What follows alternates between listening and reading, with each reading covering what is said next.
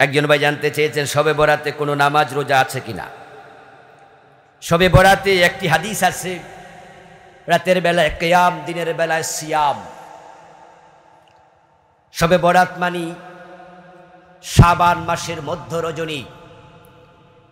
এই রাতের তাৎপর্য আছে, ফজিলত আছে, সহিহ হাদিস দ্বারা প্রমাণিত। এই রাতে আল্লাহ মানুষকে ক্ষমা করে যারা শিরিক করবে না, যারা অন্তরে অন্যের প্রতি হিংসা বিদ্বেষ লালন করবে না, আল্লাহ তাদেরকে ক্ষমা করবেন, এটা সহিহ হাদিস দ্বারা প্রমাণিত।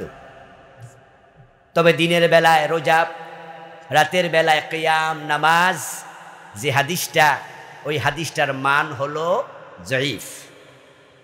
অন্য অন্য রাত যেমন ইবাদত করা হয়, শবে বরাতের রাতে ইবাদত করতে কোনো মানা আছে?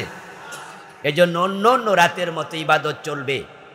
তবে শবে বরাতের রাত 12 রাকাত নফল নামাজ, এই জাতীয় কোনো রাকাত নির্ধারণ করা কোনো হাদিস পাওয়া যায় না।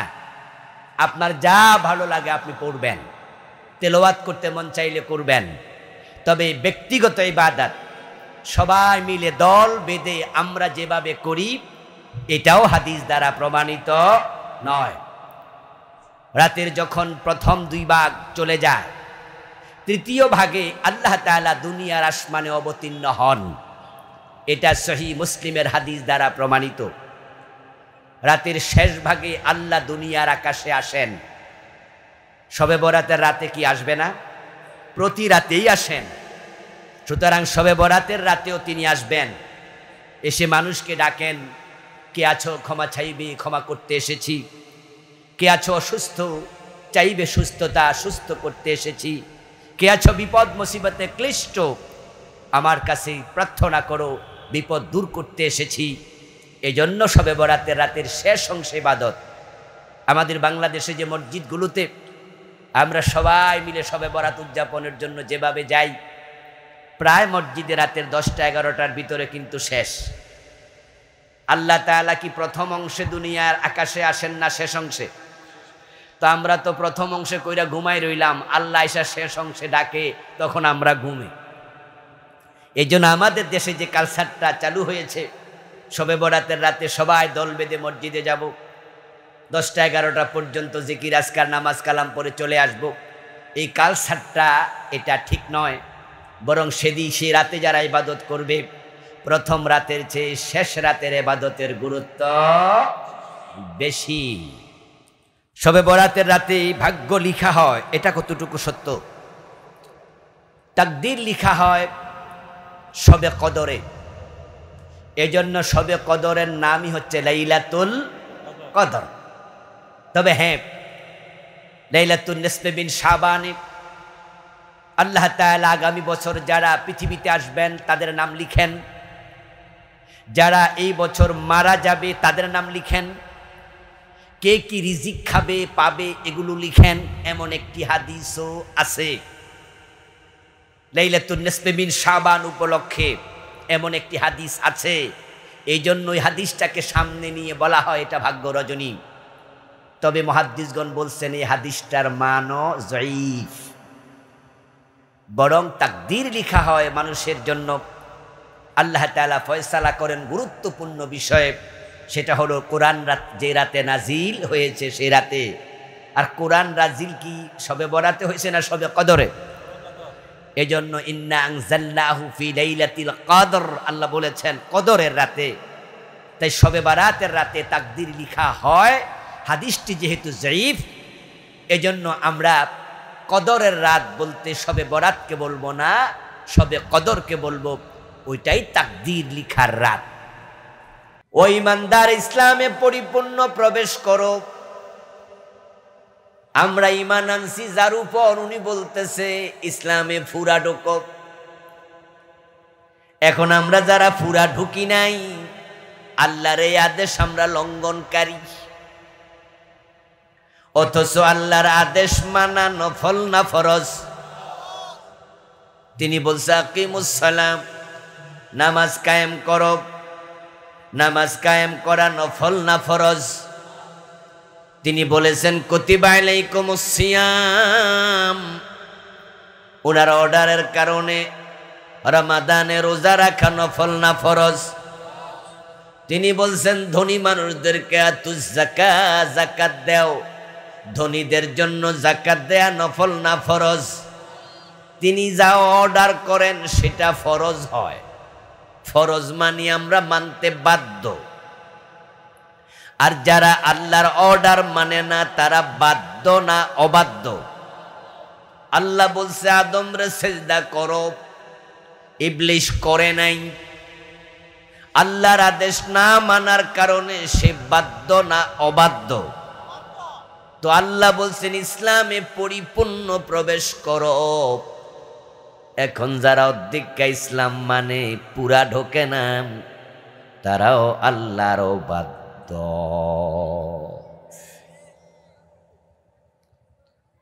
অবাধ্য চাকরের চাকরি বেশি দিন থাকে না। অবাধ্য মানুষের সাথে চলা যায় না। এজন্য যদি আপনি কারো অধীনে চাকরি করেন, কারো সাথে একসাথে চলেন, তাহলে আপনি যার অধীনে থাকেন তার কথা না শুনলে তার সাথে সম্পর্ক ভালো হয় না, খারাপ হয়। যে বউ স্বামীর কথা শোনে না, ওই স্বামীর মনটা কি ভালো না খারাপ থাকে? এখন আল্লাহ কই ইসলামে পরিপূর্ণ ঢোকো। আর বাংলাদেশের অধিকাংশ মুসলমান তারা পরিপূর্ণ ঢোকে না। ইসলামে যে পরিপূর্ণ ঢোকা দরকার এটা অনেকেই অনুধাবন করে না। আমাদের কনসেপ্টটাই ভুল। আমাদের কনসেপ্টটা যেন এমন, কিছু তো মানতেছি, অসুবিধা কি? অধিকাংশ মুসলমানের কনসেপ্টটাই ভুল। এই জন্য আপনি আত্মসমালোচনা করেন, ডানে বামে একটু তাকান, দেখবেন সমাজের অধিকাংশ মুসলমান নামাজও পড়ে, সুদও খায়, নামাজও পড়ে, ঘোষও খায়, নামাজও পড়ে, রোজাও রাখে, ওজনে কম দেয়, টুপি আছে, দাড়ি আছে, মালে বেজাল দেয়। একবারে হাজি সাহেব বোনের জমি দখল করে বসে আছে, ঠিক না? বাপ মরছে 10 বছর, বোনের হক দেয় না। আপনি দেখবেন অধিকাংশ মুসলমানের চরিত্র এমন যে আমরা ইসলাম কিছু মানতেছি, আমরা মনে করি অসুবিধা নাই, অথচ ইসলাম অর্ধেক মানার কোনো অনুমতি নাই। আপনি মুসলিম হওয়ার জন্য শর্তই হলো আত্মসমর্পণ করবেন।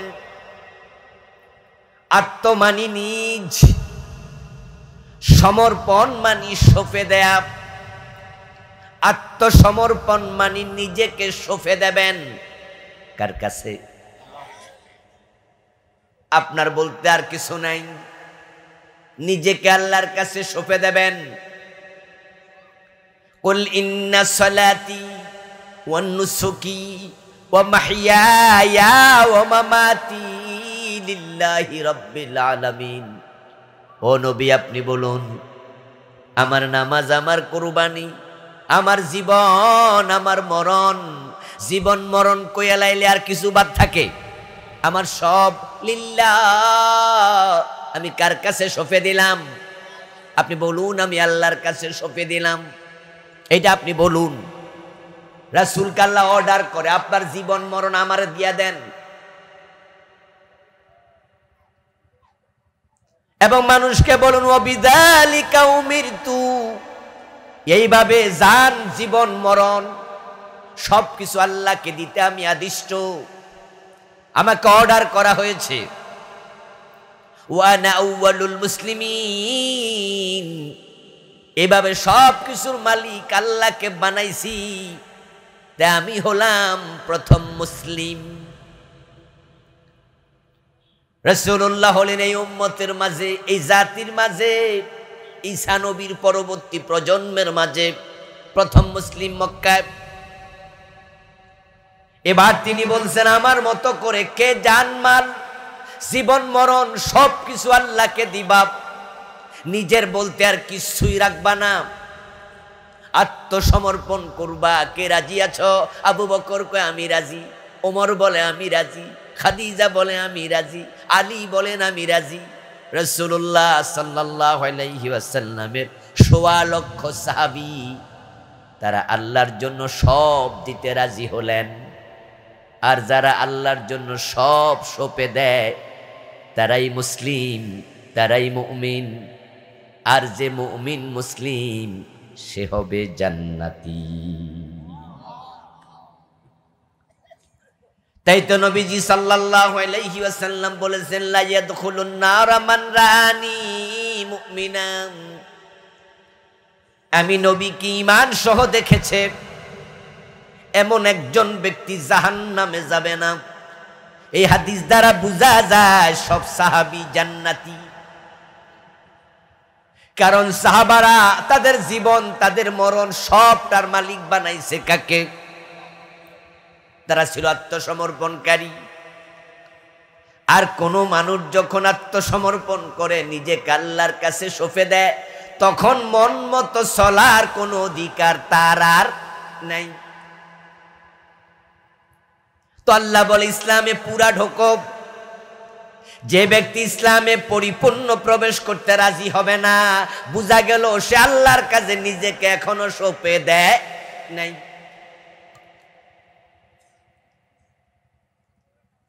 আমরা তো অর্ধেক মুসলমান হইয়া মনে করি আমরাও জান্নাতি। আমাদের জান্নাত ঠেকায় কে? এজন্য আমরা সবাই সুবিধাবাদী হইয়া আছি। কোরআন নিজে পড়ে না, কোরআন পড়ে না, সন্তানদেরকে পড়ায় না, কিন্তু মা মরলে বাপ মরলে মাদ্রাসায় হুজুর খবর দিয়া কোরআন খতম করায় এমন লোক আছে না নাই? সে বুঝলো আমিও কোরআনকে ভালোবাসি, নিজে পড়ো কয় না। বাচ্চা কাচ্চা কোরআন পড়ে কয় না, ইংলিশ মিডিয়াম স্কুলে পড়ে। কিন্তু আবার কোরআনকে যে ভালোবাসে, বাবা মরলে মা মরলে হুজুর ডাইকা পড়ায়া এটা বুঝাইয়া দেয়। হাসরের দিন আল্লাহকে বলবো, আল্লাহ আমিও কোরআনকে ভালোবাসতাম, এই যে হুজুর দাওয়াত দিয়া খতম করাইছে। এই হলো আমাদের ইসলাম। মসজিদে যখন ঢুকি তখন সবাই মিলে ইসলাম ফলো করি। ডান পা দিয়ে ঢুকছি, বাম পা দিয়ে বের হচ্ছি, আল্লাহু আকবার বলে নামাজ শুরু করছি, সালাম ফিরিয়ে নামাজ শেষ করছি। ইমাম যদি মাগরিবের ফরজ 2 রাকাত পরে সালাম ফিরায় ভুলে, সবাই মিলে লোকমা দিচ্ছি। কারণ রাসূল পড়েছেন 3 রাকাত। ইমাম আমার বাবা হলো সার নাই, উনাকে লোকমা দেবই। যেই মানুষগুলো মসজিদে আল্লাহকে রাসূলকে এইভাবে মানি, ওই মানুষগুলো আদালতে বিচার করার সময় ব্রিটিশ আইন মানি। কি আশ্চর্য ইসলাম! মুসলমান বিচারক মসজিদে আল্লাহর কথা মানে, রাসূলের কথা মানে। আদালতে যখন চুরির মামলার রায় দেয়, তখন আল্লাহ বলছে চোর ধরে হাত কাটো। 54 বছরের বাংলাদেশে একজন বিচারক এ রায়। ইসলাম মানে না তা নয়, তবে আংশিক। রমাদানের রোজা, আসরের নামাজ পড়ে প্রচন্ড ক্ষুধা, ঘড়ির দিকে বারবার তাকায় আর কয় মিনিট আছে। নাতিরে দাদা বারবার জিজ্ঞাসা করে, কিরে আর কয় মিনিট? নাতি কয় 10 মিনিট। একটু পরে দাদা আবার কয়, কিরে কয় মিনিট? নাতি কয়, দাদা এতবার জিগাও কেন? সামনে তো খানা আছে, খাইয়া লাও। কেউ কি পিছনে লাঠি নিয়ে দাঁড়িয়ে আছে নাকি তোমায় মাথায় বাড়ি দেবে? কয় নাই। তো ক্ষুধা যেহেতু লাগছে, খাইয়া লাও। তখন দাদা নাতিরে ধমক দিয়া কয়, বেটা কি কছে সব? রোজার দিন এখনো সূর্য ডোবে নাই, এজন্য খাবো না। কেউ না দেখুক, কেউ না ধমক দিক, কেউ না লাঠি নিয়ে দাঁড়িয়ে থাকুক, একজন তো দেখে, তিনি কে? তো উনি না বলছে সুম্মাতিম্মুস সিয়ামা ইলাল লাইল, রাত পর্যন্ত রোজা রাখো, সূর্য ডোবা পর্যন্ত রাখো। তাই ঘড়ির দিকে বারবার তাকায়, ইফতারি খায় না, সূর্য ডোবে নাই। সামনে খাবার আছে, পেটে ক্ষুধা আছে, সামনে পানিও আছে, বুকে পিপাসা আছে, 1 মিনিট আগে ইফতার করে না, আল্লাহ দেখবে, আল্লাহ মানা করছে খাইতে। যদি ঘরের দরজা লাগাইয়াও খায়, আল্লাহ দেখবে। তাই কেউ খায় না দরজা লাগাইয়া, ডুব দিয়া পানি পান করলে দুনিয়ার কেউ টের পাবে না, কিন্তু আল্লাহ দেখবে। তাই ডুব দিয়া পুকুরে পানি পান করে না রোজার দিনে। ওই লোক আবার অফিসে ঘুষ খায়, আবার ব্যাংকে সুদে টাকা লাগায়। সুদ খাইতে কি আল্লাহ মানা করে নাই?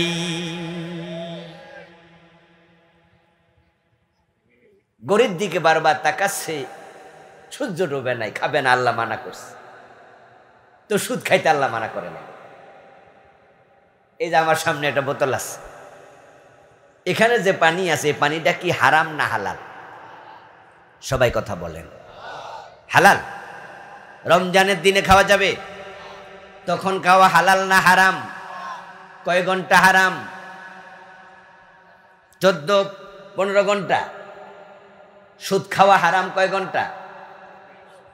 তো এটা কেমনে খায়? 15 ঘন্টা হারাম তুমি বুঝলা, যেটা 24 ঘন্টা হারাম সেটা বুঝলা না। যদি কোনো ব্যক্তি রোজার দিবসে পানি পান করে, সে কবিরা গুনাহগার হবে। লাগবে না, লাগবে না। রোজার দিবসে পানি পান করা কবিরা গুনাহ, কিন্তু সুদ খাইলে 73টা গুনাহ। সবচেয়ে ছোটটা হলো নিজের মায়ের সাথে জেনা। রোজা ভাঙলে গুনাহ বেশি না সুদ খাইলে গুনাহ বেশি? কি মনে হয় আপনাদের কাছে?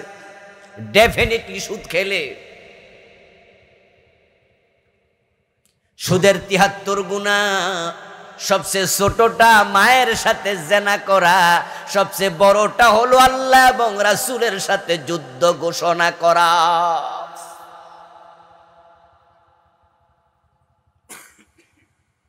ওই লোক গরিব দিকে বারবার তাকায়, পানি খায় না। পানি খাওয়া তো হারাম না, শুধু রোজার দিবসে হারাম। পানি তো ভালো জিনিস, আল্লাহ মানা করলে দিনের বেলায় হারাম হলো। 14 ঘন্টা 15 ঘন্টা ওটা বুঝলা। গোশ খাওয়া হারাম, 24 ঘন্টা অফিসে রোজাওয়ালা গোশ খায়, এমন রোজাওয়ালা অফিসার আছে না নাই?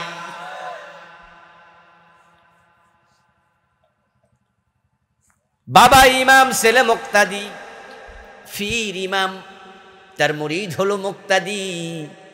মাগরিবের ফরজ 2 রাকাত পরে ভুলে সালাম ফিরাইয়া দিছে, ছেলে বাবার লোকমা দিয়া দেয়, ছাড় দেয় না।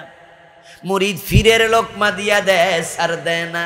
আমার নবী পড়েছে মাগরিবের ফরজ 3, তাই বাবা তোমারে মানি না। মুরিদ বুঝায়, ফির সাহেব আপনারেও মানি না। আমার রাসূল আমার মডেল, তিনি আমার আদর্শ, তার বাহিরে গেলে আমি কাউকে ছাড় দেই না। অথচ রাসূল মদিনা 10 বছর কোরআন দিয়ে চালালো, আর 54 বছরের বাংলাদেশ কোরআন দিয়ে একদিনও চলে না। ওই যারা ডক্টর কামালের লেখা নাস্তিকতাবাদী সংবিধান মেনে দেশ চালায়, তুমি তাদেরকে আবার ভোট দিয়া নেতা বানায়া দাও।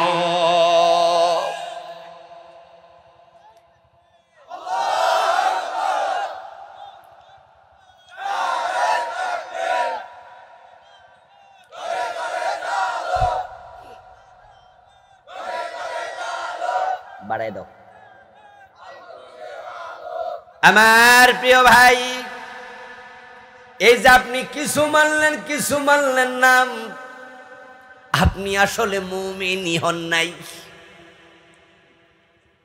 আল্লাহ কোরআনে বলছেন, মা কানা লিমুমিনিন ওয়ালা মুমিনাতিন ইযা কাদাল্লাহু ওয়া রাসূলুহু আমরা আন ইয়াকুনা লাহুমুল খিয়ারাতু মিন আমরিহিম।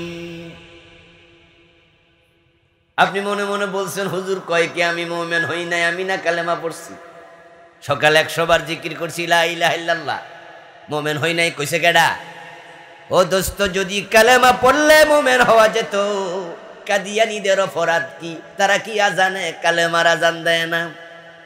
আশহাদু আল্লা ইলাহা ইল্লাল্লাহ, এটা কাদিয়ানীর আজানের মাঝে নাই। আশহাদু আন্না মুহাম্মাদুর রাসূলুল্লাহ, কাদিয়ানী এই আজানের লফজ বলে না। আত্তাহিয়াতু পড়লে আত্তাহিয়াতুর মাঝে আশহাদু আল্লা ইলাহা ইল্লাল্লাহু ওয়া আশহাদু আন্না মুহাম্মাদান আবদুহু ওয়া রাসূলুহু কাদিয়ানীরা পড়ে না, তো কাফের বলেন কেন? কালেমা পড়লে যদি মুমিন হওয়া যেত, গিরিশচন্দ্র সেনের অপরাধ কি? এ কোরআন মাজিদের বঙ্গানুবাদ করার সময় ফালামান্নাহু লা ইলাহা ইল্লাল্লাহ এই কালেমা বেড়া বাদ দিছে নাকি? অনুবাদ করে নাই, বারবার পড়ে নাই, লিখে নাই। কালেমা পড়লে মুমিন হওয়া যায় না। আমার রব বলতেছে মা কানা লিমুমিনিন ওয়ালা মুমিনাতিন ইযা কাদাল্লাহু ওয়া রাসূলুহু আমরা আন ইয়াকুনা লাহুমুল খিয়ারাতু মিন আমরিহিম। নারী হোক আর পুরুষ হোক, ঈমান আনার পরে আল্লাহ এবং রাসূল যা বলে তা মানার ব্যাপারে দ্বিমত করার কোনো অধিকার নাই।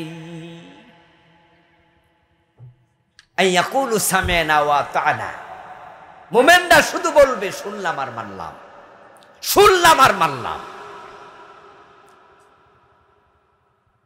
রাসূলুল্লাহ আয়াত কারিমার ব্যাখ্যা করছেন, ক্বালা রাসূলুল্লাহ সাল্লাল্লাহু আলাইহি ওয়াসাল্লাম আল মুমিন কাল জামালিল আনিফ হাইথুমা কিদা ইনকাদ। নবীজি বলছেন শোনো, তুমি তখনই মুমিন হবে যখন তুমি নিজেকে নাকে রশি ঢুকানো ওটের মতো মনে করবে। উদাহরণটা কত পারফেক্ট। নাকের ভিতরে যদি রশি ঢুকাইয়া দেয় মালিক, ওই ওট কি মন মতো চলতে পারে? যেদিকে চায় সেদিকে যেতে পারবে? বেটার হাতে না রশি, এজন্য নাকের ভিতরে ঢুকাই দিছে। এখন মালিক টানে যেদিকে, কদম দিতে বাধ্য সেদিকে। ঈমান আনার পরে উল্টা পাল্টা চলার কোন অধিকার আর নাই। সূরা বাকারা 208 নম্বর আয়াত আল্লাহ বলছে, ও ঈমানদার, উদখুলু ফিস সিলমি কাফা, ইসলামে পুরা ঢোকো। এখন আল্লাহ কয় পুরা ঢোকো, আর আমরা অর্ধেক ঢুকা বইয়ে দিছি। এই 54টা বছরে চোর ধরে একদিন হাত কাটলাম না, ডাকাত ধরে শুলে দিলাম না, জেনা করলে 100 বেত লাগাতে হবে এমন কথা আল্লাহর কোরআনে আছে কিনা?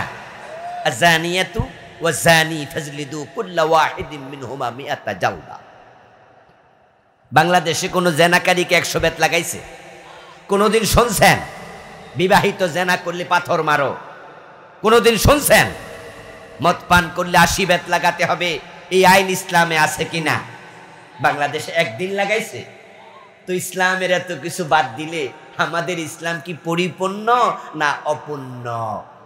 তো অপূর্ণ ইসলাম মানার অধিকার দিল ডাকে না। মনে মনে ভাববেন আল্লাহরে কইয়া দিমু, আল্লাহ কিছু তো মানছি।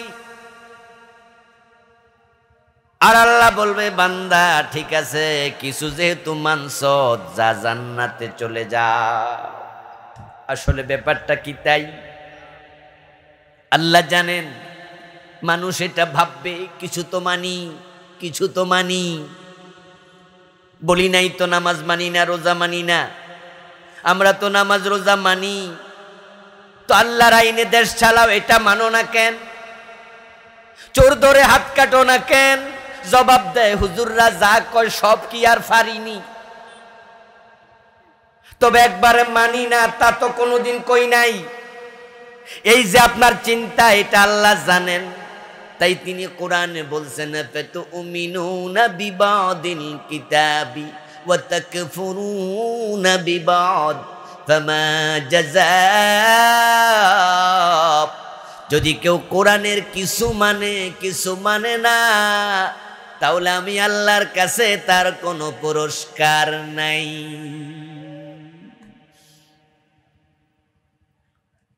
আমি অর্ধেক নেই না। আপনাদের কাছে আমি জানবো, আপনারাও বুঝেন, আমি জানি, একটু জবাব দিয়েন, একটু হাতে কলমে দেখাই। ফজরের নামাজের ফরজ কয় রাকাত? মাশাআল্লাহ, আবার জোরে বলেন না কয় রাকাত?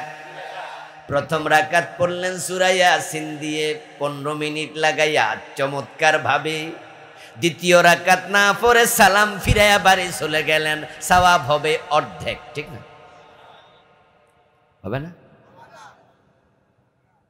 বাদ আল্লাহ যে অর্ধেক নেয় না, এবার আপনিও একমত হয়েছেন তো। এখানে চৈত্র মাসে রোজা রাখছেন, দুপুর বাজে 3টা, ঘড়ির দিকে তাকাইয়া দেখেন যে মোটামুটি 9-10 ঘন্টা রোজা রাখা লাইছি, আর রোজা আছে মাত্র 4 ঘন্টা 5 ঘন্টা বাকি। যদি দুপুর 3টা বাজে ইফতার করে নেন তাহলে সওয়াব পাবেন 70%। ঠিক না? যে রাখছে সন্ধ্যা পর্যন্ত রোজা সে পাবে 100%, আর যে বেটা 3টা বাজে ইফতার করছে সে পাবে 70%। 70 পাবে না, 60 পাবে, 50 পাবে। কত? এই নোয়াখালীর লোকেরা কথা কওয়া লাগবে। কত নাকি বাদ? এই 9 ঘন্টার দাম কত? আল্লাহকে 1 পয়সা, 1 পয়সা। বাংলাদেশে যে নোটগুলো বাজারে চলমান আছে, সবচেয়ে দামি নোটটার দাম কত? কথা সহজ, কথার উত্তরও দেয় না ভাইয়েরা। কত? মাঝখানে ছিনলে কত?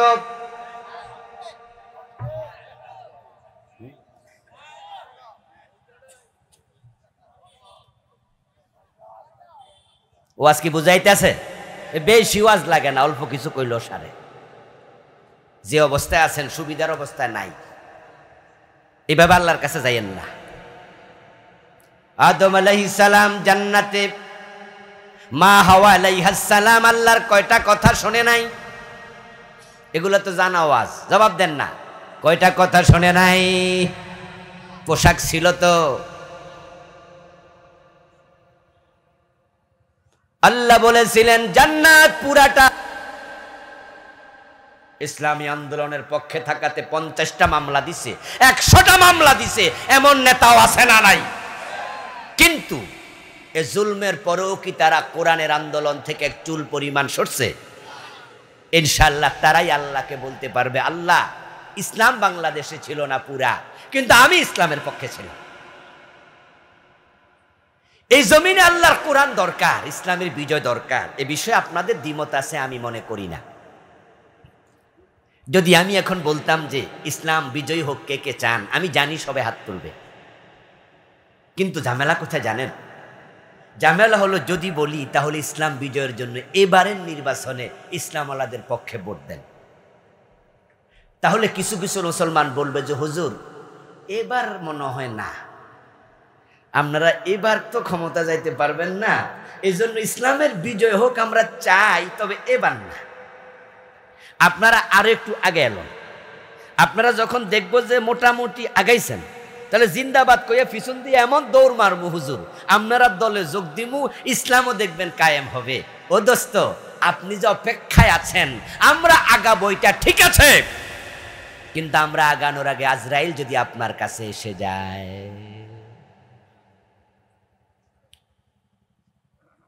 তাই বলবে এবার এগিয়ে আসেন। বরং আমরা বাংলাদেশে দিন বিজয়ের সম্ভাবনা দেখতে পাচ্ছি। ইসলামী দলগুলো কাছাকাছি আসার পরিকল্পনা মোটামুটি নিয়ে নিছে। কিছু কিছু ইসলামী দলের নেতারা একসাথে মিটিং শুরু করে দিয়েছে। আমরা নতুন সূর্যোদয়ের সম্ভাবনা দেখছি। আমরা আশাবাদী, যদি ইসলামী দলগুলো এক হয়ে যায়, হতে পারে এবারই সংসদে কোরআন ডুববে, হতে পারে এবারই ইনশাআল্লাহ। আল্লাহ তাআলা আগস্ট বিপ্লবের মাধ্যমে একটা সুযোগ দিয়েছে। এই 15.5 বছর যারা কোরআনওয়ালাদের ঘাড় চেপে ধরেছে, টুটি চেপে ধরেছে, ইসলামের কথা প্রকাশ্যে বলতে দেয়নি, ইসলাম ওনাদেরকে হেনস্থা করেছে, বেজ্জতি করেছে, মিটিং এর মাঝে ইসলামের পক্ষের চেয়ারম্যানকে চেয়ার দেয়নি, দাঁড়া করায়া রেখেছে, ওদেরকে আল্লাহ দেশ ছাড়া করে দিয়েছে। ওরা এখন পলানোর জন্য ইন্দুরের গর্ত খুঁজতেছে। আল্লাহ জালেমদেরকে কখনো সফল হতে দেন না। সুযোগ আসছে, এবার একটু সামনে আগান না ভাই, এবার একটু সামনে আগান। বরং অন্তর্বর্তীকালীন সরকার চলমান সংবিধান সংস্কার করার জন্য উদ্যোগ নিচ্ছে। প্রমাণ হয়েছে ডক্টর কামালের লেখায় সংবিধান 54 বছর বাংলাদেশকে উন্নতি দিতে পারেনি, সমৃদ্ধি দিতে পারেনি, 18 বার পরিবর্তন করেছে, তারপরও সুখ দিতে পারেনি, চুরি ডাকাতি বন্ধ করতে পারেনি। প্রমাণ হয়েছে সংবিধান ব্যর্থ, তাই বলছে সংস্কার করো, কেউ বলছে নতুন করে লিখো। আমরা 92% মুসলমান, আমরা মাথা তুলে দাঁড়িয়ে যদি বলি লিখতে হবে না নতুন করে, সংস্কারের প্রয়োজন নাই, এটা সরাইয়া কোরআনকে সংবিধান বানায় দাও, এই দাবি তোলা দরকার আছে না নাই? কোরআন সংবিধান হোক আপনারা চান? চান? তাহলে এখনই কাজ শুরু করে দেন, এবারই কাজ করুন। ইসলামী বিপ্লব হওয়ার আগ পর্যন্ত আমরা থামবো না, ভয় পাওয়ার কারণ নেই। আগে আমি ভাবতাম এদেশে ইসলামী বিপ্লব হওয়া সহজ সাধ্য নয়।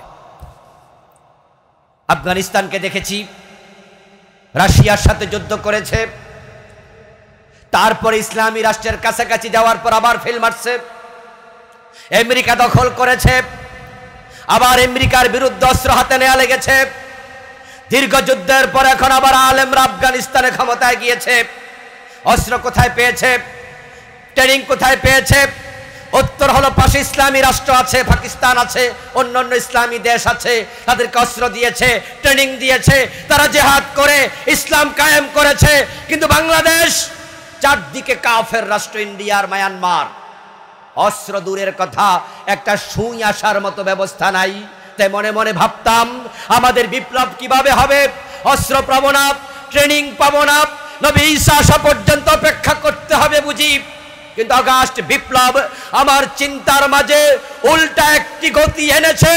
বিপ্লবের জন্য অস্ত্র লাগে না, বিপ্লবের জন্য শুধু লাগবে শহীদ আবু সাইদের মতো সাহস নিয়ে রাস্তায় বুক চিতিয়ে দাঁড়িয়ে যাওয়া।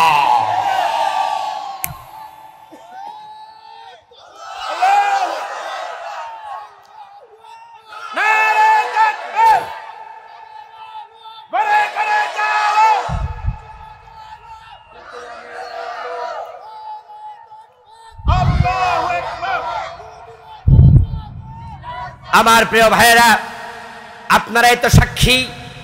মাত্র 6 মাস আগে যে বিপ্লব বাংলাদেশে হয়ে গেল, প্রতিষ্ঠিত একটি শক্তিশালী সরকার প্রধান 300 এমপি সহ পালাতে বাধ্য হলো। যেই ছাত্ররা বিপ্লবের নেতৃত্ব দিয়েছে তাদের হাতে কোনো অস্ত্র ছিল? কোনো রাইফেল, এলএমজি, এসএমজি, কোনো মেশিন গান? খালি হাতে নেমেছে, খালি হাতে নেমেছে। শুধু বলেছে পিছনে আর যাব না, সামনে স্বাধীনতা, পিছনে পুলিশ, পিছনে যাওয়ার আর সুযোগ নাই। আরেকজন বোন বলেছে কয়জন মারবা? একজন মারলে 10 জন আসবো, 10 জন মারলে 100 জন আসবো। সুতরাং তার রাস্তায় গিয়েছে, 2000 প্রাণ দিয়েছে, জালেমরা পালিয়েছে, বিপ্লব হয়েছে। দিন বিজয়ের জন্য প্রয়োজনে আমরা 2 লক্ষ প্রাণ দেব।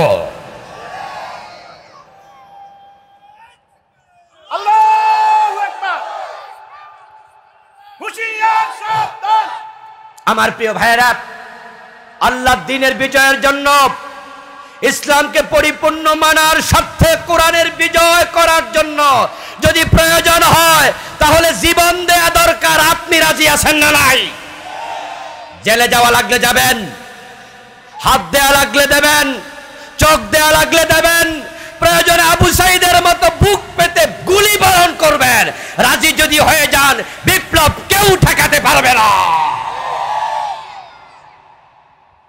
আল্লাহ তাআলা আমাদেরকে পরিপূর্ণভাবে ইসলাম মানার তৌফিক দিন।